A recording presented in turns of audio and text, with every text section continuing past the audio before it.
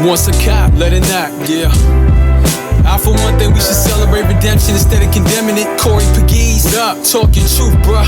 Check it out. Once a cop. Pull up a seat. You're now in Corey's Corner, where right conversations matter. I'm your host, Corey Pegues, and I always keep it right, not real. Today on Corey's Corner, we're joined by Chris Alexander, a powerhouse in civil rights, policy, and justice reform. Chris is the executive director of the New York State Conference of the NAACP, leading 52 branches across the state in the fight for equity and equal rights. Before taking on this historic role, he made statewide impact as the inaugural executive director of the New York State Office of Cannabis Management, where he launched New York's cannabis market and helped author the Marijuana Regulation Taxation Act, the landmark legislation bill. A longtime advocate and reform, Chris has shaped policy from inside government and on the front lines, working with New York State Senate, the DPA, Drug Policy Alliance, Congress, and the Democratic Party to advance policing reform, decarceration, parole reform, and expand access to education in state prisons. With degrees from Syracuse University and CUNY School of Law, Chris brings both sharp legal insight and deep community commitment to every fight he leads. We're honored to have you here today. Welcome to Corey's Corner. It's good to be here, brother. Good to be here. Man, long time coming. Yeah. Before we jump into the show, I want to shout out our sponsors, Corrupt Mob MC, one of the flyest motorcycle clubs in New York State, if not the East Coast, where, you know, brotherhood meets the road, respect the mob. And of course, Vodka, that smooth, refreshing drink of tequila and vodka mixed together. Great starter for any conversation. Shout out to the sponsors. Man, it's been a long time. Yeah. Let's see if you remember. Where did we meet? Ooh, I cannot remember. But I know it had to be around 2015, 2016, somewhere along there. I remember us being in Denver together. Denver, Colorado. Yeah, I remember that. At a marijuana convention. At a marijuana convention. Yeah. Yes. And I was one of the featured speakers. Yeah. And I'm speaking and I see you. I'm like, yo, this young brother's here, man. Looking. We got to know one another. Yeah. But you know what's funny about that? When I went out to Denver, I thought it was going to be weed everywhere. All on every corner, all over the place. I don't know did you went to the after party that night? I don't know. You know, I was laying guy. low. I was laying low. Well, I was doing all that. But I went to, they was like, we having this event. So I go to the event, and it was at this marijuana club. Yeah. It was just like marijuana all over the place, everywhere. Tables, everybody. I was walking around. I don't smoke. Yeah. Never really smoked marijuana in my life. But people was like, hey, dude, here, take a hit. Dude, here, take a hit. It was all over the place. I couldn't believe it. Yeah. But what I do remember is they ID'd you. You could not get into this place without state ID and the whole nine. It was a great experience. Not only that, you know, I got to connect with you. And since then, you know, we've been friends ever since then. And you've been doing some really big things. I'm so proud of you. From back then, you was with DPA. You was the Drug Policy Alliance with, what's the sister name? Sandra Frederique. Yes, my girl. I'm sorry, Sandra. Hey, I haven't spoken to her in a long time. Yes, she's leading. She's in charge of the whole organization now. Oh, I love it. I love it. Y'all was doing some really good things, and now you're the big dog in NAACP. I love it. Let's get to it. Take us back a little bit. Give a little background on where you grew up, your family dynamics, mother, father, siblings. Yeah. So I'm from Hollis, born and raised. Me and my wife now own a house in Jamaica, but born and raised in Hollis. You know, 2 older brothers, younger sister. You know, very tight family. Mother and father from Caribbean, from Grenada, and so you know the extended family is like the immediate family. Yeah. And so you know, just grew up really close. And what schools you went to? Well, I went to school in Manhattan. I went to Xavier High School in Manhattan. And then I went to Syracuse for undergrad after high school. So, but I went to school in Manhattan growing up. You know, mom worked in the hospital. She was a dietitian. Okay. And so commuting, it was easier for us to go to school around where she was working. Yes. So, and my father was a mailman. Okay. And so, you know, really just a strong working class family. What junior high? Well, I went to elementary school also in Manhattan, next to her job. So your mother was lying she was lying. No, she was taking us into Manhattan with her on a train. In New York, you can't go to schools unless you live We went to Catholic school. We went to Catholic school. Oh, you went to private school. We went to the Catholic school. Okay. So she would take us on a train with her every morning. You know, when she was doing her commute, we'd be on a train, me and my brothers and my sister. And I love it. And then, you know, we had to wait till she was ready to go home after work. Sometimes we'd be under her desk in the hospital, just, you know, playing and waiting for her to be done. And so, you know, we just got to see that hard work really up close and personal growing up, and spend a lot of time, you know, with both of them. I love it. Shout out to Mama Alexander, man. Yeah. You know, the Caribbeans, man, are known, all of them, St. Lucians, Jamaicans, Trinidadians, for coming here, working hard, and making sure their kids get a good education, man. Always. They did well. They did well. So, what were your earliest experiences and influences that shaped your commitment to civil rights? Ooh, I mean, I think it was, you know, definitely my dad had a large part to do with that. You know, he was always a person that, you know, it's not your space or your responsibility to you don't need to be criticized as something that you're not willing to go in and work and improve and help to fix. And so I think growing up, there was always a sense of responsibility that we had, whether it was around the house or, you know, even as we played sports growing up, leading the teams that we played in.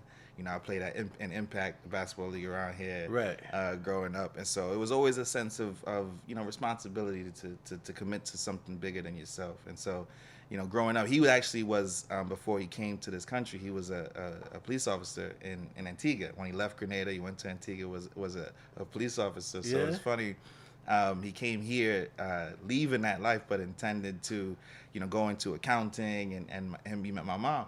And so they fell in love, and he, you know, dropped out of school and went to be a mailman, and she stayed in, continued to pursue, and she's you know, a registered dietitian, and so she's always made sure we was eating healthy growing up.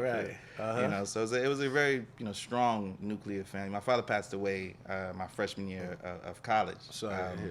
But you know, the lessons that he taught never faded. I love it. Antigua. Best water I ever seen, man. Yeah. Oh, 365 beaches. The best water, the clearest water I ever seen. So, before stepping to statewide leadership, what moment in your career made you realize that you wanted to focus on policy and reform? Well, I mean, I began my professional career running political campaigns, right? And so I'm working to get, you know, the congressperson, the state assembly member, the state senator elected. I was, you know, running these political campaigns, you know, a variety of levels. And it just became clearer and clearer to me that while the electoral politics was important, I needed to really be focusing more on issues, and issues that were impacting not just me, but, you know, my community. Right. And so really, you know, frustration around stop and frisk was the thing that transitioned me from working purely on getting candidates elected to focus on getting meaningful policy change implemented. And so that was the transition. It was, you know, stop and frisk, you know, at the time was just so abhorrent, you know, and I mean, you know, we've talked about this at length, and it was just it was the hypocrisy of it all that drove me really to focus in on how can we start to address some of these problems that it doesn't seem like folks have a lot of interest in addressing. Right. And so that's what started me. And then, you know, once I figured out my lane around marijuana policy, I was gone. I was running. That was a good lane too. Very good lane. Yeah. You worked in political organizing, legal advocacy, legislation, and community engagement. Yeah.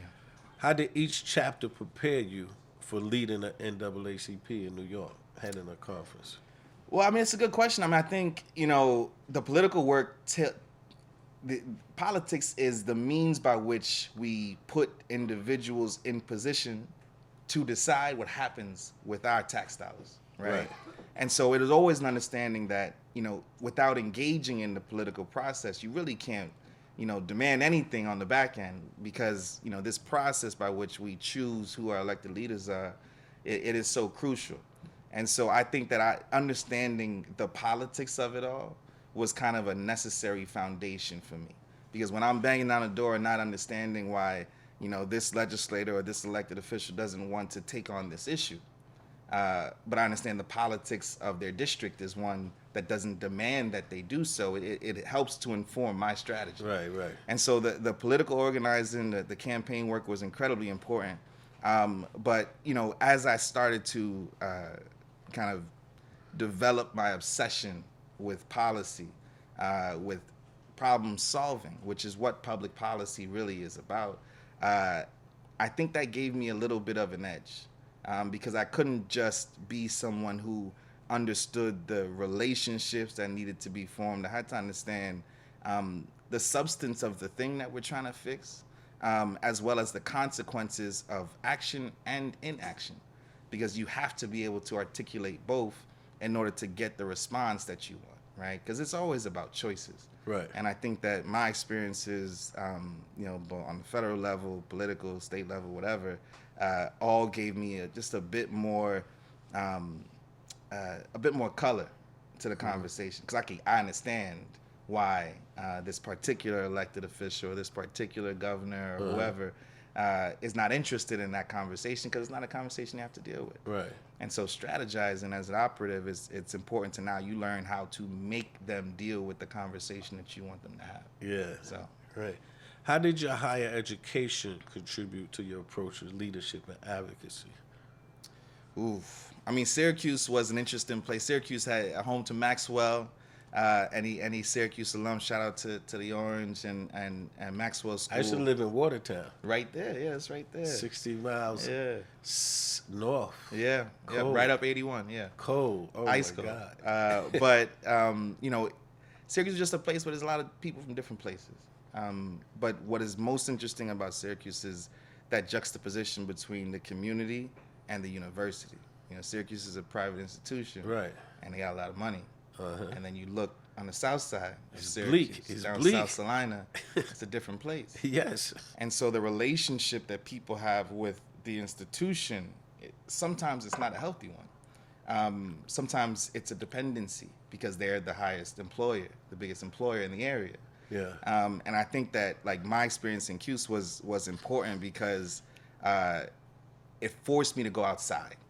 Because I knew that where we were in the ivory tower of higher education wasn't the reality that most people in the neighborhood that I was living in were experiencing. So it forces you to go experience, it forces you to go do the community services, forces you to go and sit and just even being a member of a church up there and just being around. It's just, this isn't the reality that everybody's feeling. Right. And then you got to question, why is that? Right. And so I think that experience was incredible for that purpose. But I mean, CUNY Law is the #1 public interest law school in the country for a reason. The experts that come in and, I just had a really great experience and some excellent training from some people who've been doing some important work for a long time. So both institutions, I think, really helped me. Okay. The clubs in Syracuse weren't that bad neither.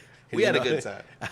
I was in the Army in Fort Drum. Yeah, I was right there. So I was in Fort Drum in Watertown, and there's nothing in Fort Drum but you gotta go to freaking Cuse. snow. So we had to go to either go to Canada to party or go to Syracuse. Hey, and listen, I always chose the latter. we had a go good to time in Syracuse. Yeah. When there's so much snow, you got to find a way to have fun. You had to. It was crazy. So now you're leading the New York State Conference of the NAACP. What does this moment in civil rights history require from leaders like you? And before you answer that, tell us exactly what is the conference of the NAACP. Yeah. Well, so, the state conference is an interesting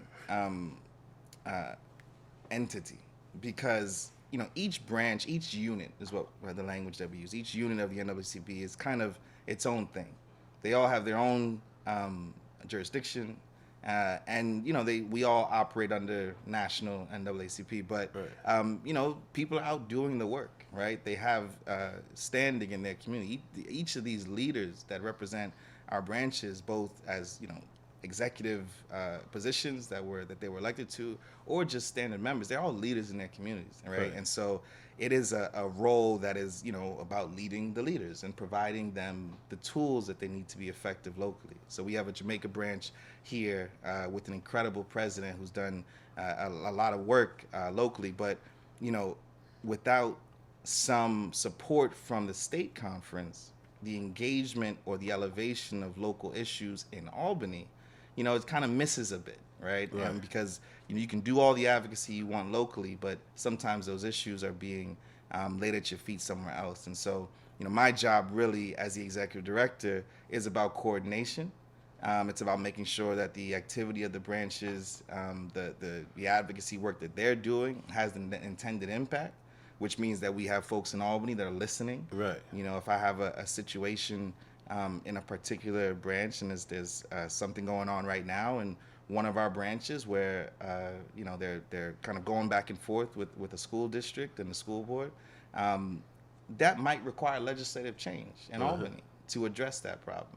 And I think my job is to make sure to elevate their work that they already have been doing for a long time and make sure they have the tools they need to be successful. So it's an amazing role for me to be in at this time, but it's also just like an honor to be around all of these leaders. I mean, it's a lot of branches, a lot of people who have been, pillars in their community. Just last year, I imagine we'll talk about Dr. Dukes and her incredible legacy and work that she's done, but former Syracuse Common Council President Van Robinson passed away last year as well, or this year as well. And not only was he a long-standing elected official in Syracuse, but he was the regional director for all the branches in that area. He was the Syracuse Onondaga branch president. He was a long-time NAACP member, and so it's an important thing to recognize that people wear these two hats, and sometimes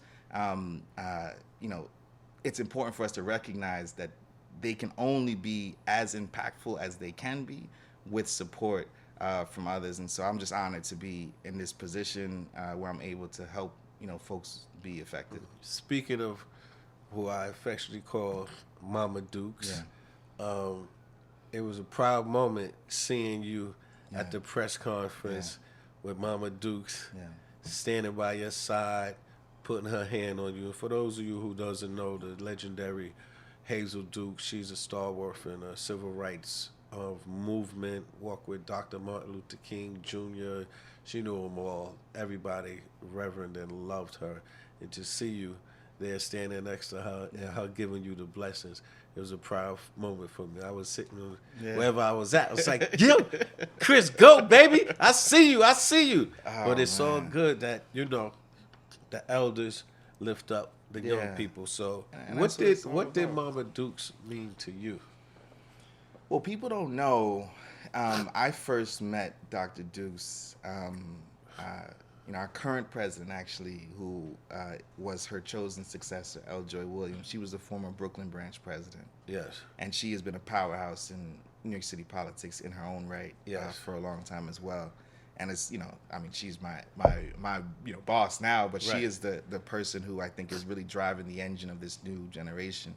And I think that when Dr. Dukes appointed me, it was because of people like L. Joy Williams who allowed and made it easier for Dr. Dukes to be comfortable with kind of the next generation being ready to lead. Transition is a hard thing, always. She was an incredible leader. She was a force. It's sometimes when you know that you can get the job done better than anybody else, you just keep doing it. And she just kept doing it. And it was an incredible thing to watch her work.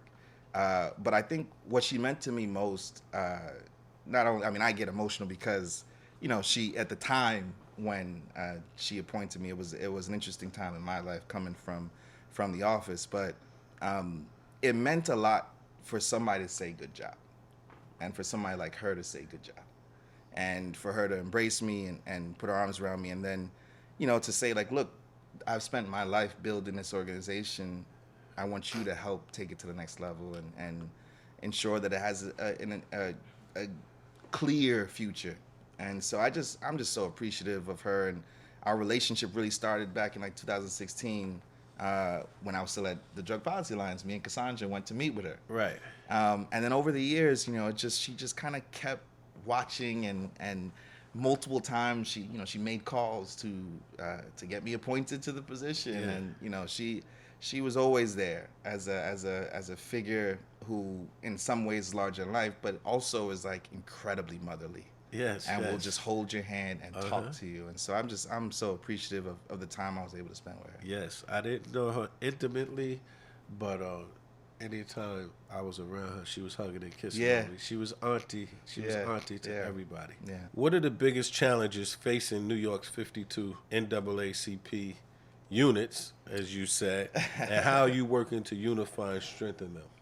Yeah, I mean, you know, it's interesting because I think one of the public critiques is that the NAACP is not as active as they used to be historically. I think that's a public critique that's probably commonly held across branches across the country.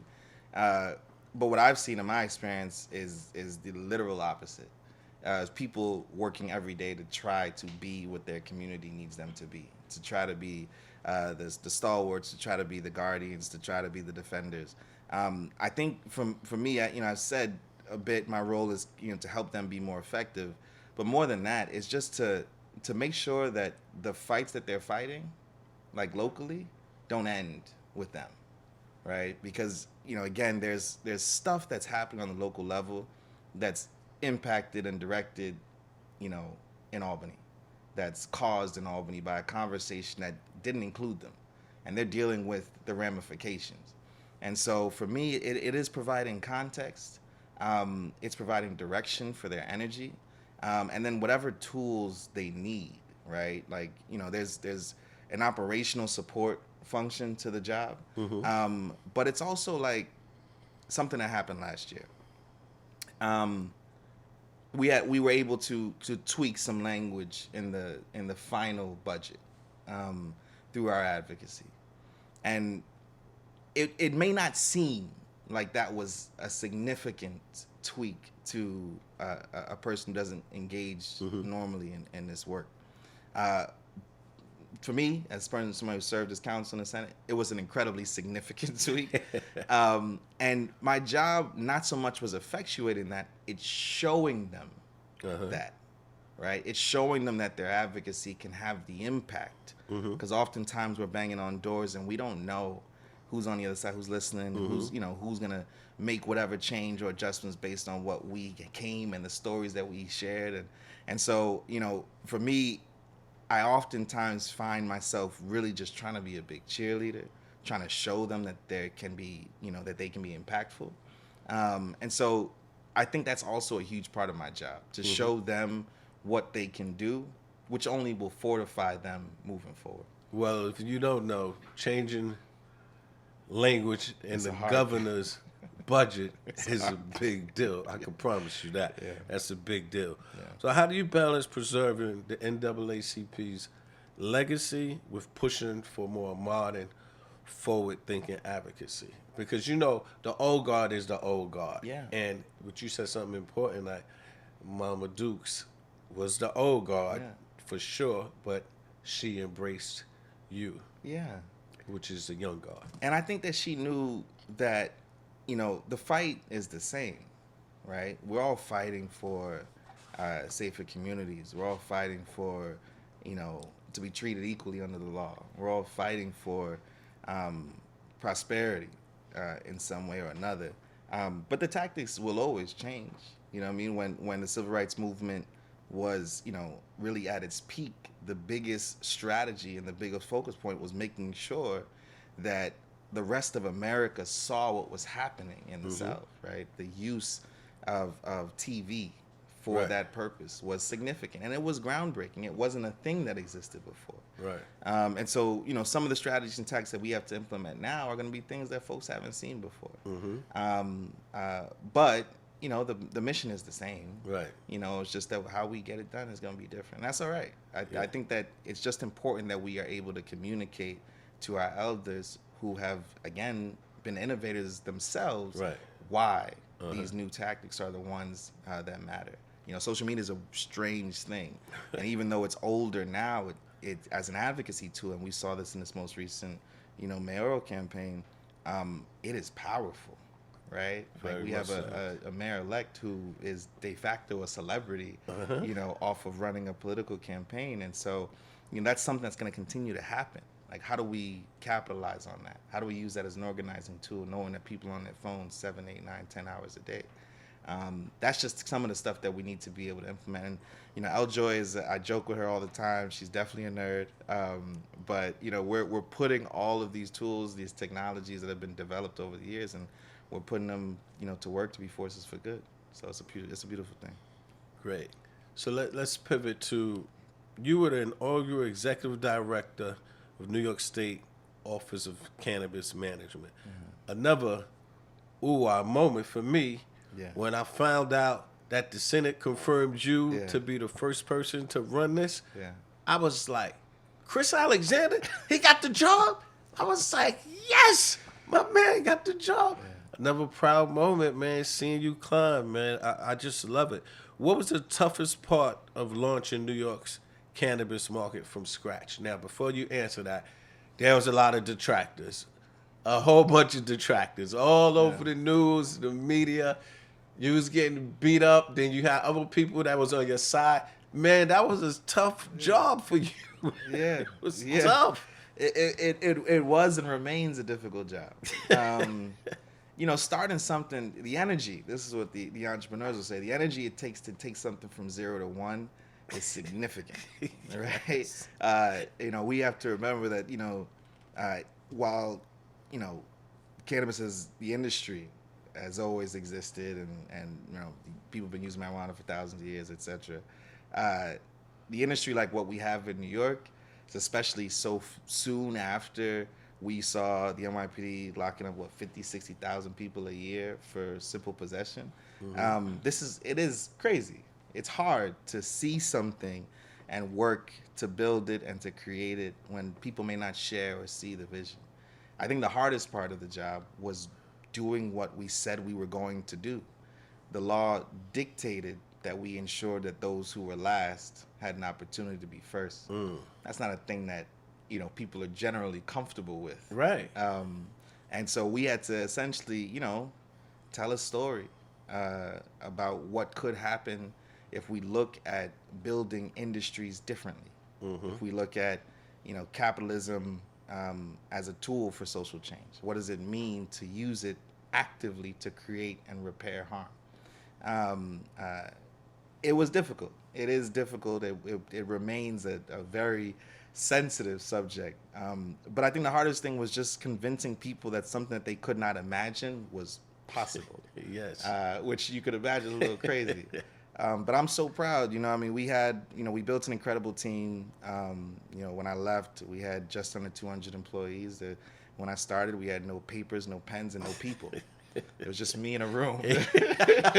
But we had almost 200 staff when I left. We fought like hell to get those first dispensaries open, and now we're over 500. The industry is over 2.5 billion in revenue that's come back to the state. And there's a grant program that was created on the back end, that was created in the law, but is just now starting to get awards out to nonprofits and community groups to do some important work, which is a central part of the effort. So I'm incredibly proud of what we did. You know, it's funny, I was talking to a mentor of mine, and I still kind of struggle with, you know, whatever, and he was just like, listen, they said something couldn't be done, and you did it. Yes. And now you're upset about how they critiqued you for doing it. He said, it doesn't matter. You know, and I'm always going to be a cheerleader for our program, for the staff who are dedicated and were working without, you know, all the resources that they needed to do their jobs. People who just believed that we could do something different, and it was an incredible experience. And building that team and getting them going was an honor. I know. Congratulations, first of all. I know for a fact you didn't realize you got 500 legal stores. You wasn't anticipating having 2,000 illegal ones when you was opening up the legal ones. Y'all didn't, did y'all anticipate that there was going to be so many illegal shops opening up? Yeah, I mean, you know, every legal market, you know, there's certain trends that you see in every market, right? And someone who, I've been doing this work for a long time, so, you know, you kind of knew what was going to come and what was going to happen. I think, you know, there were certain partnerships that, you know, we needed to work a little bit better, to better understand their role in the process. And so, we did what we could, and but at the end of the day, the DMV is not charged with stopping people who drive with an illegal license or without a license, right? Right. The police do that. Yes. Right? SLA doesn't stop people who are selling alcohol without a license. The police do that. Right. And so I think it was an important, I needed to do more to ensure that the partners that were necessary for an effective program were prepared to do the work that they needed to do to support the program. And I think that was the gap in those early days of trying to get, law enforcement, DAs, et cetera, to understand that they had a role to play. Was very frustrating, but because it was so easy before. I could imagine. Yeah, but that's at the end of the day, the market will continue to grow. Yeah. People are supporting our small businesses. Right. 200, over half of those are either owned by Black-owned, minority-owned, women-owned businesses, or by people who were previously impacted who had convictions themselves, right? And so that's a beautiful story to tell. And so I'm focused on, celebrating what we got done. Right. And the illicit shops will close. They'll continue to close. There's been a significant amount of closures, not even just because of action, sometimes because of just it's not viable anymore. You've got a better business around the corner that people trust more. Exactly. So it's a beautiful thing. Yeah. I sold a bunch of marijuana. Can I get a license? That's not a question for me anymore, brother. That was many moons ago, okay? Before y'all all start DMing me and retweeting this out. You helped write the Marijuana Regulation and Taxation Act. What was the non-negotiable principle you insisted be included in that legislation? So many.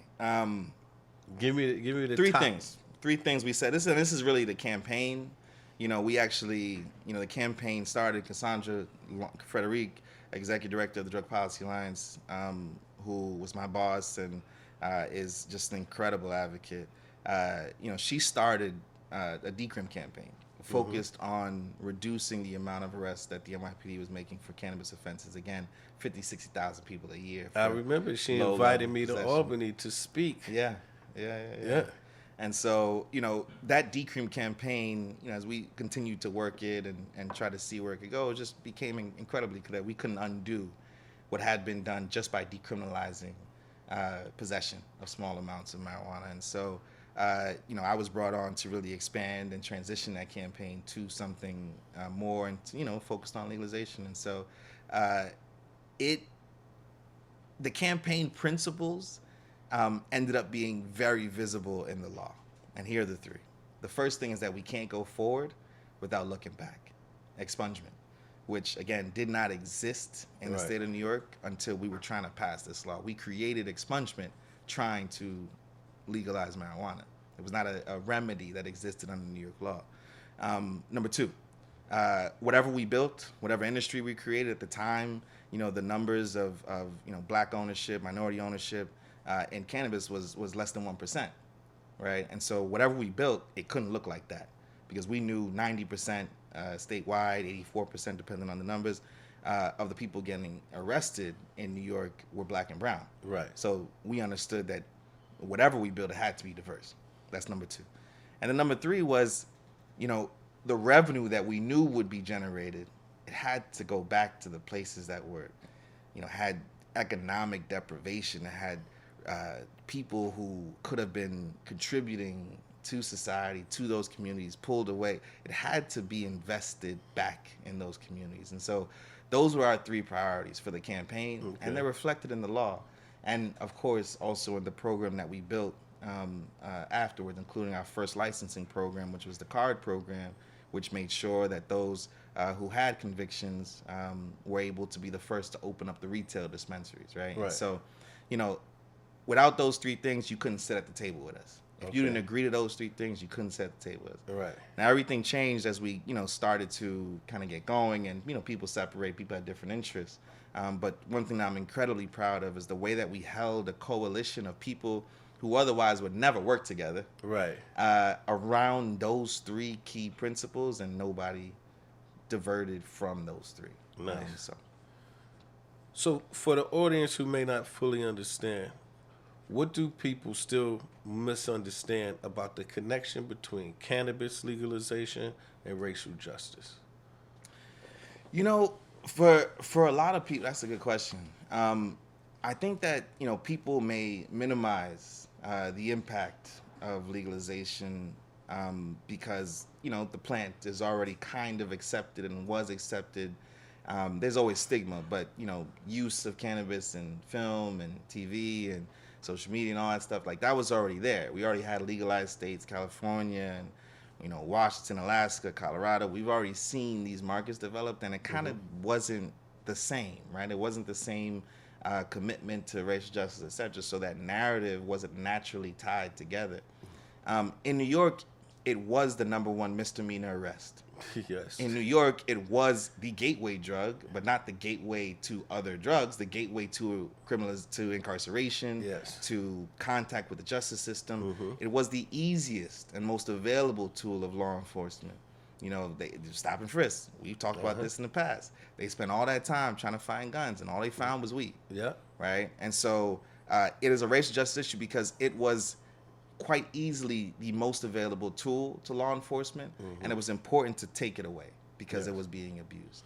And I think that that's something that people need to understand and appreciate, the fact that the use of odor, right, could establish I'm walking outside and I smell weed. That's crazy. That is probable cause. It was probable cause to do whatever I wanted to do, and that, for people who care about civil rights and civil liberties, who care about law enforcement abusing their discretion, etc., like marijuana, we had to address that before we could even have a conversation about something else. Parole reform, for example, another issue that I worked on closely. The overwhelming majority of people who are were being violated on parole, technical violations, is for not showing up or for failed drug tests, and that failed drug test is cannabis, right? And so it was just so pervasive in ACS cases. The way that it was used, not always to start an investigation or to separate a family, but it was always used in furtherance, right? It was always something that you could our institutions knew that they could use in furtherance of whatever the agenda may have been. And so it was just an important tool, whether it's employment, housing, education, criminalization. It was something that immigration, #4 reason why people were deported was marijuana for years. And so it was an important tool to take away, and for me it was just such a central and necessary effort. Okay, let's get to something that's close to my heart. As you know, I've been traveling the country with a coalition, criminal justice reformers, speaking about legalization of menthol products. Now, I don't know, what's the position of the conference about menthol products? So the audience that don't know, menthol product, you would know in the black community, is Newport cigarette. Like, they're trying to stop people from using menthol, but they're gonna allow other people to smoke. So we've been doing that whole issue, and it hasn't passed in New York State, which I'm very happy about. There's some states that they got full ban, but they have issues because there's some unintended consequences to it. Yeah, and that's sort of like the marijuana thing. Yeah, there's some nuance there, and I think the state conference has been an anti-smoking, anti-menthols, etc. for a long time, right? Understanding the impact that tobacco has had, etc. But the point that you raise is the central one. There's nobody interested in further criminalization for private behavior in that way, right?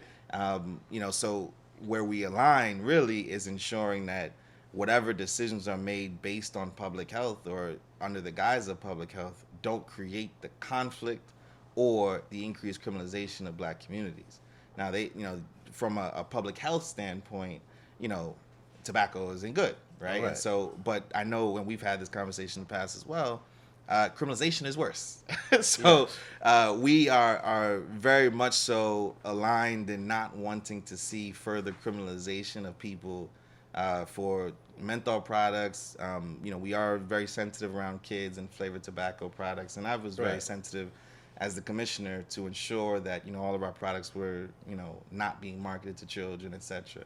And that's a kind of a separate issue with the flavored vapes, etc. But as it relates to menthol, it's the same thing. It's just, we of course want to have healthy communities. We of course want to make sure that people have access to products that, won't harm them. At the same time, I don't want anybody going to jail for anything. Well, I'm glad you brought that up because we have pivoted now. We're talking about harm reduction, which I think everybody should be talking about, giving people choices to use other products to wean them off the cigarettes as opposed to just banning them, like doing legal vapes. Yeah. Legal vaping is a lot safer than smoking a menthol cigarette. So instead of doing full bans, we're talking about total harm reduction at this point. And I think that's something that y'all might want to look into, harm reduction. Well, from the DPA background, harm reduction is an incredible tenet of the work that we do around drug policy. It's understanding that you got to meet people where they're at. Exactly. And that any change and shift in public policy is not going to be effective if you're not doing that. And so, we're fully aligned on ensuring that communities are safe. Yes. Right? Yeah. I appreciate 1,000%. that. Thank you so much for that. Now we're at the Spitfire rounds.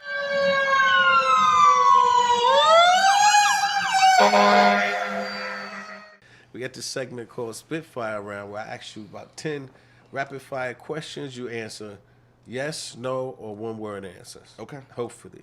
All right. All right. So here we go. I gotta be nervous about this. I gotta. This is easy stuff. One book that changed the way you think about justice or leadership. Autobiography of Malcolm X. Man, that's my book too. If you weren't working in policy or advocacy, what career do you think you'd be in? I got two. Either chef or restaurant bar type thing, or a book publisher. Nice. I love to read. So yeah. Okay. Yeah. There's a book right there. That's a good one. That's a good one. What's one misconception people have about you? I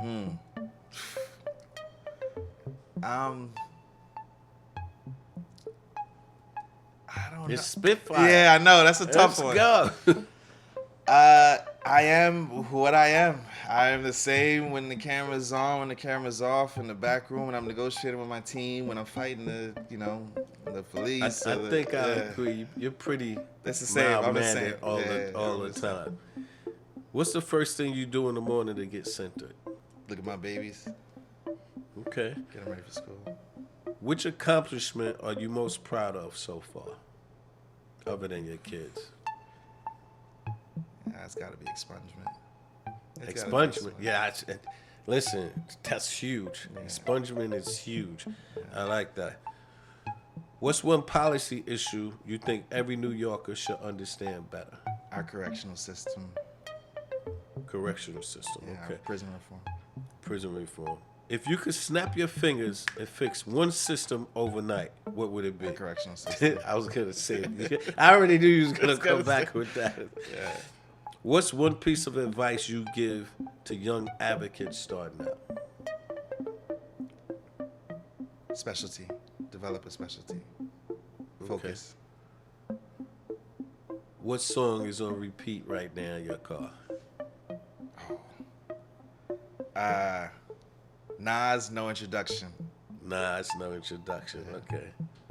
Legacy aside, what do you want people to feel when they hear your name? Chris Alexander. Optimistic for themselves, There's I want people to know that they can change things. That if they don't like how a system works or how a policy is implemented, that they can change it. I'm from here. I'm not from nowhere. I'm from over there, and we were able to do that just by staying focused and staying engaged. So yeah, that they can make that change. Okay, Spitfire. All right. Thank you very much. Yeah. Before we go back into the show, want to make sure again.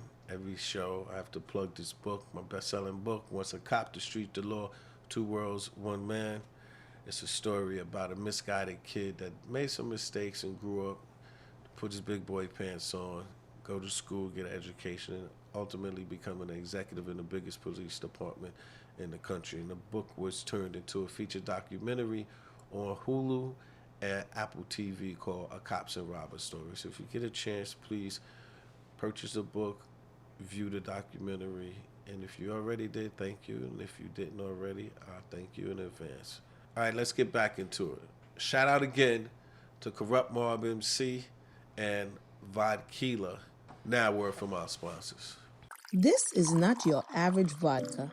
This is Vodkila, a decade of cultured excellence. The best of both worlds, the true taste of victory. A delicious dyad spirit, the world's finest blend of vodka and tequila. Vodkila, the perfect blend. From rooftop parties to quiet moments with friends, Vodkila brings the flavor, the fire, and the unforgettable. So pour it, share it, live it. Vodkila. Visit vodkila.net and order yours today. Peace and blessings, love and light, everybody. This is New York City Public Advocate Jamani Williams, and you're listening to Corey's Corner, where he always keeps it right, not real. We wind it down. Your work includes ending solitary confinement, parole reform, and reducing incarceration. Which reform are you most proud of and why? Yeah, I mean, I think, parole reform is so important because it allows individuals who have, paid that debt to society to kind of live full lives, right? We have a way of believing that we need to punish people for their lives, for the worst things that they've ever done. Right. And, I'm not gonna, even on the front end and sentencing and all that stuff that needs to be addressed, of course, police reform, of course. But when we talk about parole and we're talking about the back end, one, of course, we need to change and allow more individuals to be eligible for consideration. Two, we need to shift the way that the parole board considers whether or not an individual should be released. And those are efforts that we're working on right now through the NAACP State Conference and through the Parole Justice campaign. But if you really think about it, you have sent people away for whatever amount of time. You then have decided that they're ready to return to society, but you won't let them return to society. It doesn't make any sense. That's deep. And so, especially in the way that, before the recent reforms, the way that it was so easy for somebody to be sent back upstate, for 6 months for not showing up, for missing a call, for, any array of technical violations. It's really frustrating when you have systems like that defeat themselves. And it's demoralizing to the people that you ask to believe that the system is working with its intended impact, working towards its intended impact. And so parole reform, I think, is very significant. I think that it is incredibly important that we correct and remove and address the violence in our state correctional facilities, the culture of violence. But we also have to address our belief system that the correctional institution is providing a real value to our communities instead of just warehousing people. So I'd say parole reform is of those among the most significant because it is the most paradoxical, right? It is the thing that makes the least sense. And solitary, 14 days was the fight to reduce the use of solitary, not to end it, just to reduce the use. People would sit in solitary for 20, 25 years. Yeah. With no access to anybody. That's great. And the you gotta think about it. You're locked up while you're locked up. You're locked up while you're locked up. Yeah. It's a hat on a hat. It makes no sense, and it does not make our institutions safer. And so that was one that I was really honored to work on. The solitary confinement law didn't pass while I was in the Senate, but we did negotiate a significant amount of it to get it to a certain point, and then it passed the next year. So honored to have been able to work on those two initiatives. Let me ask you a question. What's the path forward for restoring public trust between law enforcement and communities in which they serve? Accountability. On both? On all sides. Okay. Accountability. There's got to be an understanding that the rules are the rules, and that if we're all intended to adhere to them, that when they're broken, that everybody is held accountable. Because it doesn't work if it's just me. Right. It's got to be you two. It's got to be the officer. It's got to be the CO. It's got to be the parole. Like, it's got to be everybody who has power over the livelihoods, the freedom of movement. The greatest thing that the state can do is take away your freedom of movement. That's right. And so it should be a certain weight in which those positions and the people who are in those positions are held to a certain standard. How has seeing government from the inside shaped the way you advocate today? Because you've been a field director, legislative aide, associate counsel. Yeah.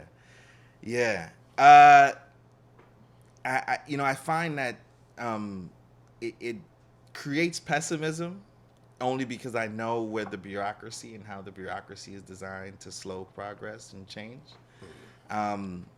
But it's also kind of an understanding, like when you turn that, I'm a naturally optimistic person. When you turn it, it starts to be, well, there's opportunities in the bureaucracy, right? They think, and I say they as a universal they, Right. They think that because the system is designed to resist change, that it won't.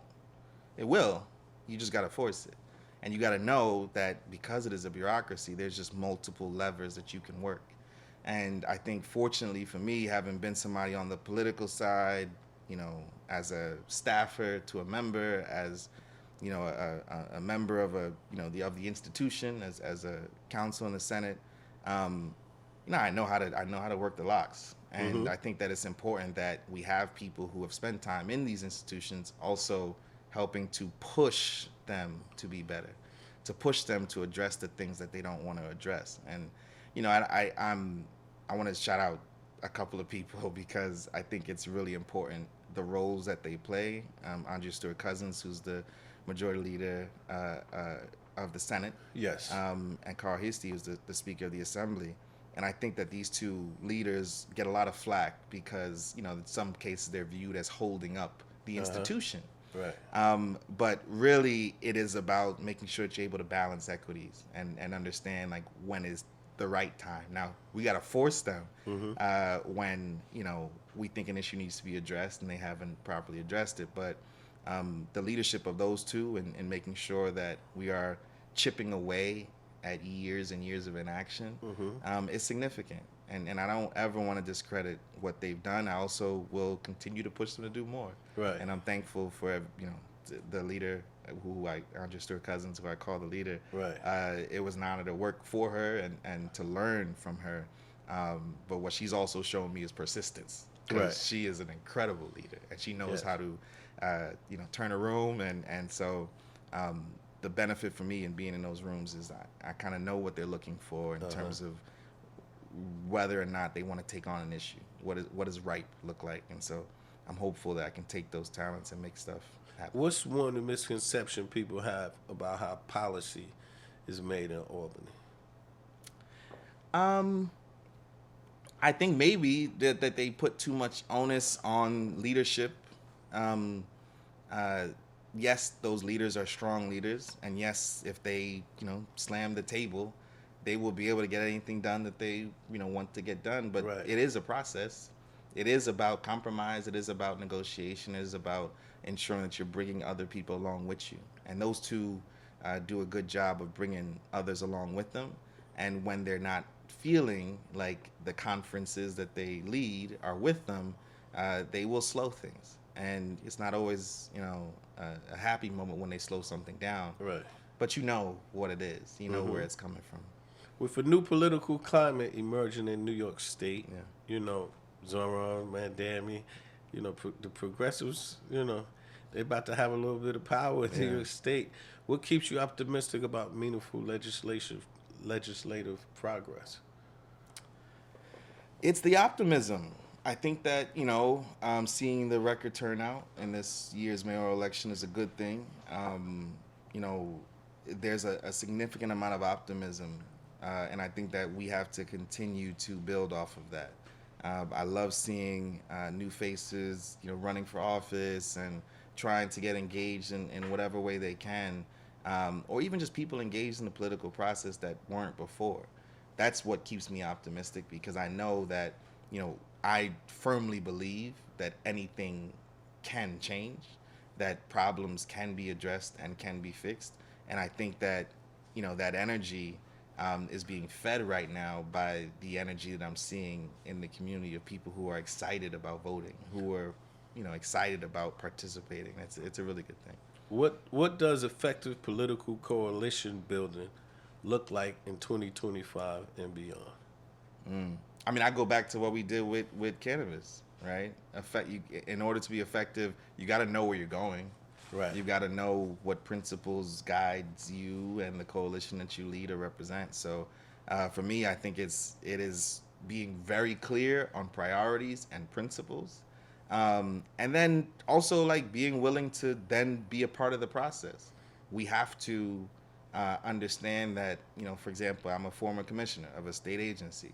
People may have all sorts of demands of what they think that state agency should or should not be doing, without full understanding or appreciation of how that state agency works and what it's capable to do or not do, or if they should be the right person doing, or that agency, the right entity doing that particular work. And so, you got to kind of know where you're at, I guess is the word I would say. I think it's important for folks to not just have that principle, but know where you're at. Know that you're demanding whatever action from the right body, right? We're going and banging on the door, Mayor, you got to lower taxes or you got to raise taxes. That's not his job. He can't do that. Right. He got to go to Albany, and so it's important that folks kind of know where they're at, as well as, being very clear about their principles. What role you see the NAACP playing in the fight for economic mobility for the Black and brown community? Same fight, the same position we've been in, for 100 years, 100 plus years, leading, right? Okay. Jobs and justice, right? That was the demand. And so I think that we still play a significant role there. There's a lot of other organizations that do that, but none with the history that the NAACP has. Now, the NAACP has always been young people. Yeah. How do you ensure, and what are you doing right now engaging the next generation to be civil rights activists? Well, I want to big shout out to our youth council. Thankfully, we have that structure already built in for the next generation. Each of our branches, they don't all have youth council, but they can. Latrice Walker daughter is daughter, youth council leader in Brooklyn. In Brooklyn, yeah. I talked to her today. So. She was on Corey's Corner. I love that. Latrice, Shout out to Latrice Walker. Like, we need more people like her and Albany, like fighters. But we got to develop the youth. We have to. They come with energy. We need their energy. We need their optimism. Especially like I'm young, but I've been doing this for a long time, so It's easy to get pessimistic, and I try to live in my optimism, but it is easy to be pessimistic. We need the young people engaged and prepared, which means they need to be trained. And thankfully the NAACP is a place where they can go to get that training. That's good, man. I need to get my kids involved in Long Island. We got youth councils. With the youth council out there, because they got to do something. These Silver Spoon kids, man, they got to do something. Got to give them do something. You've been in some very influential roles. It's such, at a young age. What has been your biggest leadership lesson so far?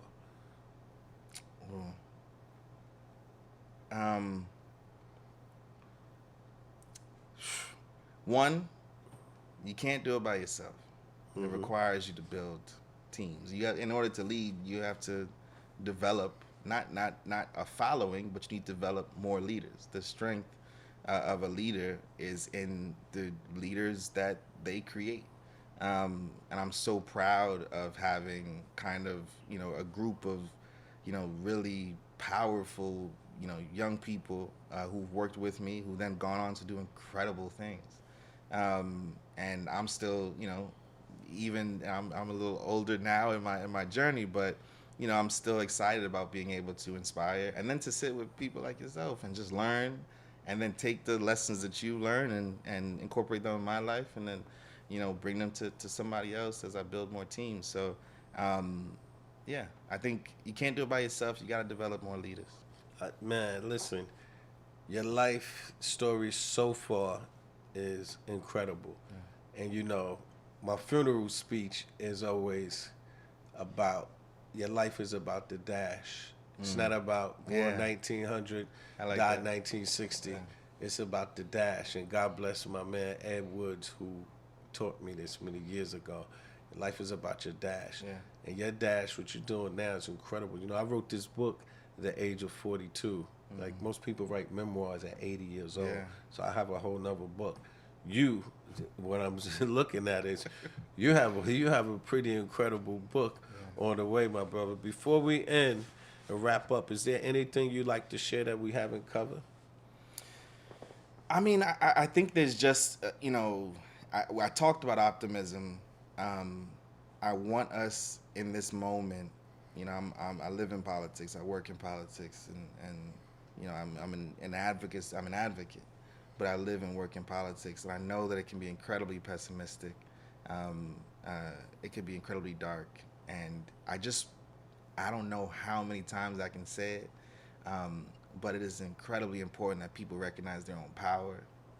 Like right now, we're in a moment where DC is going backwards, and people are constantly looking and asking the question of if government makes sense, or like what it is that we're doing, and the way that we got a shutdown, we got all this. We got a lot going on. People are not really feeling politics right now. Yeah, but I think you got to remember that like we've decided collectively that we can decide collectively that things could be different, and then we can make it like that. And it just takes work. And so I just want to keep people understanding that even as this guy in DC tears down these institutions, that we can build them back, and we can build them back better. And we should be invested in building them back better. Yes. Yeah. Well, a friend of mine I spoke to today told him I was interviewing you. He said, you ask Chris this question. What does he think about the 2026 governor's race between Salgado and Hochul? Yeah. And, on Corey's Corner, Norman Seabrook announced here on Corey's Corner that he put his name in that. Yeah. Norman Seabrook. Man. After this mayoral run, next year, 2026, man. It's going to be competitive. I think the biggest thing is, like, people want to feel seen. People want to feel heard. People want to feel that their elected leaders are, care about, them and their livelihood. And so I'm interested to see what happens. Like everybody else, thankfully, I'm in a role that is a nonpartisan. Right. So I can sit back and, but no, we got to engage people. At the end of the day, like, we're going to be working to turn people out and to make sure people are educated on what's at stake. Right. You know what I mean? So I'm interested to see what happens. Yeah. Well, listen, my brother, thank you for sharing your truth, your vision, your relentless commitment to justice. Right conversations like this remind us that civil rights work isn't just abstract. It's lived, it's fought for, and it's carried forward by leaders who refuse to accept anything less than equity for all, such as you. Thank you. We appreciate you for joining us on Corey's Corner. Thank you, brother. Appreciate you. Yes. Thank you.